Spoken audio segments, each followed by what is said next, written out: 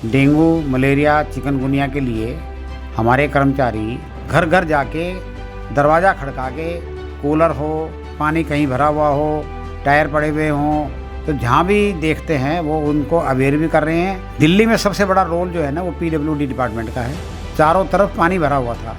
ऐसे ऐसे पॉश इलाकों में जिनकी हम सोच नहीं सकते थे, वहाँ आप नाव चला लो। तो नेचुरल है कि जब अगर कोई डेंगू की, भगवान ना करे, कोई ज़्यादा ऐसी स्थिति पैदा होती है तो उसकी व्यवस्था सबके पास है, उसमें कोई दिक्कत वाली बात नहीं है। लगातार कोरोना वायरस के बढ़ते मामलों के बीच अब डेंगू भी कहर बरपा रहा है। दिल्ली में लगभग 100 से ज़्यादा डेंगू के मामले सामने आ चुके हैं।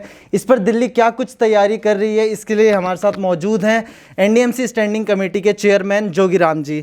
सबसे पहला सवाल सर आपसे, एनडीएमसी किस तरीके से क्या कुछ तैयारी कर रही है डेंगू को रोकने के लिए?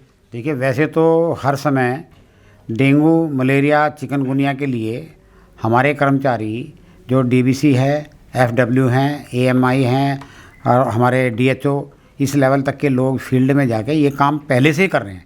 आज बरसात की वजह से समझो ये जन बीमारियों का प्रकोप थोड़ा ज़्यादा इस समय हो जाता है, लेकिन पिछले 6 महीने से मैं खुद ही देख रहा हूँ कि हमारे कर्मचारी रेगुलर आ रहे हैं, जगह जगह जा रहे हैं और दवाई घर घर जाके दरवाज़ा खड़का के, कूलर हो, पानी कहीं भरा हुआ हो, टायर पड़े हुए हों, तो जहाँ भी देखते हैं वो उनको अवेयर भी कर रहे हैं और नंबर भी लिखते हैं जिसके घर में जाते हैं, तो वो रेगुलर काम चल रहा है। लेकिन अब जो है, अब क्योंकि बरसात का मौसम दोबारा से फिर आ रहा है, ऐसे भी सुनने में आ रहा है कि 2-3 दिन तक लगातार फिर बारिश होएगी, उस बात को भी देखते हुए मौसम, क्योंकि इस बरसात के मौसम के बाद ही ये डेंगू के और दूसरे ये जो है ना मच्छर ज़्यादा मात्रा में पैदा होते हैं, लार्वा वगैरह जहाँ दिखाई देता है, तो इसके लिए हमने एक अवेयरनेस प्रोग्राम रखा हुआ है।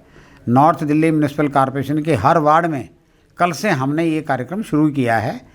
हमारे सभी कर्मचारी, अधिकारी, एक स्पेशल अधिकारी इस काम के लिए रखा गया है, वो पूरे इलाके में घूम रहे हैं, जा रहे हैं, अनाउंसमेंट कर रहे हैं, साथ साथ दवाई छिड़काए के साथ साथ और फोगिंग भी कर रहे हैं। ठीक है, आपने जैन जी आपने बताया कि बरसात और जल भराव की स्थिति दिल्ली में है, इसके बाद ही डेंगू होता है। हर साल हम दिल्ली में देखते हैं कि जल भराव की स्थिति पैदा होती है। क्या लगता है इसके पीछे क्या कुछ कारण है? क्या पानी की निकासी क्या लगता है आपको, क्या इसके पीछे बड़ा कारण क्या है? दिल्ली में सबसे बड़ा रोल जो है ना वो पीडब्ल्यूडी डिपार्टमेंट का है और उसमें दिल्ली जल बोर्ड और सीवेज भी उसी में आता है। उन लोगों का रोल है। जो मेन हमारी सड़कें हैं और उसमें जो सीवेज लाइन है, सारा पानी गलियों में से जाके उसमें जाके मिलता है। अगर सीवेज लाइन साफ़ है, पानी का रुकाव वहाँ पे नहीं है, तो कितनी तेज़ बारिश आ जाए तो भी उसमें से फ्लो हो जाता है।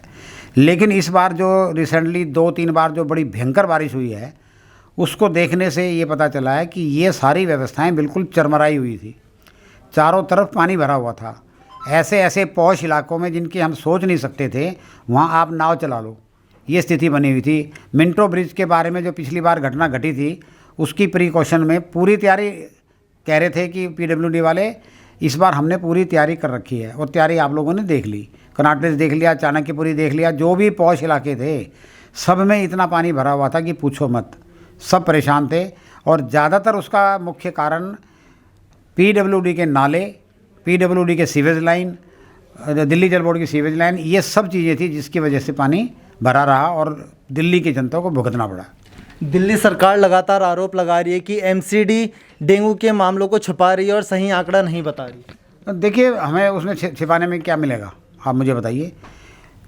एक चीज़ सबके सामने जो आई है, अभी हम हर रोज़ अपना ये किस्म से बुलेटिन की तरह ही निकालते हैं, बताते हैं कि कितने केस आए हैं। पीछे अभी ये देखने में मिला है कि कुछ केस नॉन ट्रेसेबल रहे हैं, जिनका पता नहीं चला। अब मान लो आसपास के क्षेत्र से हमारे हॉस्पिटल में यहाँ आके कोई एडमिट होता है, अपना पूरा डाटा नहीं देता है या चुपके से खिसक जाता है। कोई ऐसी बीमारी तो है नहीं कि आदमी इसमें बिल्कुल नहीं चल पाए। कुछ लोग जो है ना अपने बारे में जानकारी नहीं देते हैं, लेकिन जो डाटा हमारे हॉस्पिटल में होता है और जो आसपास के इलाकों से हमारे दिल्ली के ही लोग जो है ना ज़्यादा वो आते हैं, उनके हम डॉक्यूमेंट्स भी लेते हैं, तो वो ऐसे नहीं जाते। लेकिन फिर भी काफ़ी कोशिश की है तो कुछ लोग निकल जाते हैं नॉन ट्रेसेबल हो गए।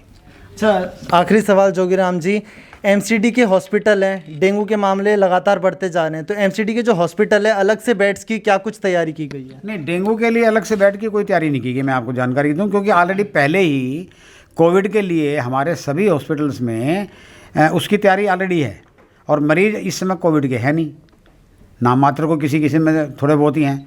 तो नेचुरल है कि जब अगर कोई डेंगू की, भगवान ना करे, कोई ज़्यादा ऐसी स्थिति पैदा होती है तो उसकी व्यवस्था सबके पास है, उसमें कोई दिक्कत वाली बात नहीं है। जब कोविड जैसी बीमारी को झेला है और उसका सामना किया है तो ये तो कोई ऐसी बात नहीं, इसमें पूरी तरह से कंट्रोल है, ऐसी कोई बात नहीं इसमें।